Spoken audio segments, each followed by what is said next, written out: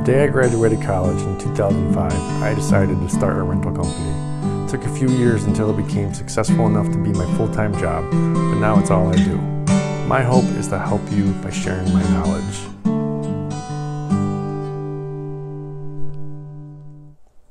So I just wanted to do a quick video as like motivation, inspiration, or whatever, see where you can get if you start and keep going at it. I started in 2005. I probably made $15,000 my first year, and then every year grew up from that. And I didn't start recording everything until 2010. Like before that, I was running my entire business from a notebook or the Excel program, and I don't have that information anymore. But then I bought a rental program and was able to track it. So I'm just gonna go over my sales for 2018. For 2018, I pulled in $482,411. That is crazy. That's my best year so far. And then over here, I have all my previous years. I keep track of them. So in 2010, it was 128,000. 2011, 133,000. So not that big of a jump. Then in 2012, 134, even smaller jump. Only went up about 1,000. 2013 was not a good year. I didn't have good employees, so I was turning down a few jobs here and there because we just didn't have time because my employees just weren't good. We couldn't get stuff done. Not my employees, just one employee. Everyone else was great. Then 2014, I had quite a jump. 167,000. That's when I bought more tents and added a second crew. Then 2015, I jumped about 100,000 to 266,000. That was having the second crew.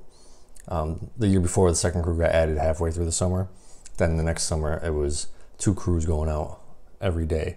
And then 2016, jumped just under 200,000, from 266 to 421,000. 2017 was 429,000. And then the total revenue for 2018 is $482,000. On here it says 442. I have a person that owes me $18,000 still, and then a few other ones to add up to about $20,000. So they don't get counted in the 2018 tax year. When they pay me soon, hopefully, it'll get counted in the 2019. So that's my best year yet, $482,000 in 2018. I know there's rental companies who make millions, like 5 million a year, and that's crazy. That's amazing. But my area doesn't have as many people as some of those companies. They're in like larger cities. So my goal is to one day just crack 500,000, just to have that like in my head, like, yeah, my company made 500,000. And then ultimately maybe just get up to 700,000, and then I'm pretty good, pretty happy. Now, those totals include all the rental items, the delivery fee. Total in rental items was 453,000. And then the delivery fee over every job was 23,900. And then it also includes the damage waiver. We charge a damage waiver on dishes if they get broken or whatever. It was $5,000 in total. And that's for us to buy things that got replaced. I don't think this past year that $5,000 worth of equipment was broken, so we came out a little bit on that. There's some years where we come a little less, so damage waiver kind of just balances out. You're not making a profit on it, you're just kind of replacing your inventory, and some years you make a little more, some years you make a little less, but it all kind of balances out. So yeah, I started in a garage in 2005 and barely made any money, but as the early 20s it was great, and then just slowly built. Like, how did I get to jump almost $200,000? It's because I bought fancier stuff. I wasn't doing anything new and crazy and innovative. It was just I had more money to invest, so I bought fancier chairs, fancier tents. I bought bigger frame tents. I invested in the trend that I saw at the time, which was rustic, and just got things that just had a higher rental price. Instead of sending a table out for $8, now I got these really crazy fancy tables, which I can send out for $90.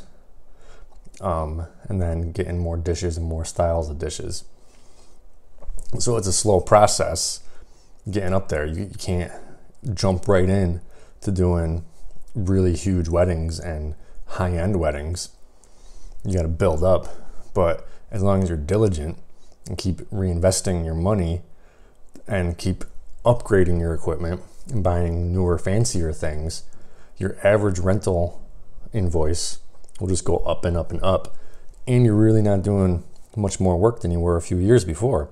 You're still delivering 100 chairs somewhere, but now instead of making $100, now you're making $350 because you got fancier chairs. Or if you have Shivari chairs, delivering 100 of those makes me $800. But if I deliver 100 of the brown basic chair, I'm only making 100. So it's not rocket science. It's nothing. There's no secret to it. It's just as you keep going, progressing through the years, if you reinvest your money to upgrade things and buy, like I said, fancier things, you just start making a whole lot more money. You don't have to do more work. You're doing the same amount of work, but now you're the company that people go to for the high-end things, because the other people in your town aren't going to do that. They're not going to see the benefit of spending $12,000 on Shivari chairs, and because that's a lot of money. But if you see the benefit of it, you'll know that you'll go to the same place that they're going on a different day. They're dropping 100 chairs off $100. You're dropping 100 chairs off $800. So just stick with it and keep reinvesting your money. That's the hardest part, because as you start getting bigger and bigger and making more money, you might want to go spend that on a vacation or whatever, but you just got to take that money and pretend you just don't have it and just reinvest it. Don't fall into the trap of I got lots of money, I'm going to go party, because you're just going to stay stagnant, and then you're eventually just going to decline because your equipment's going to get bad.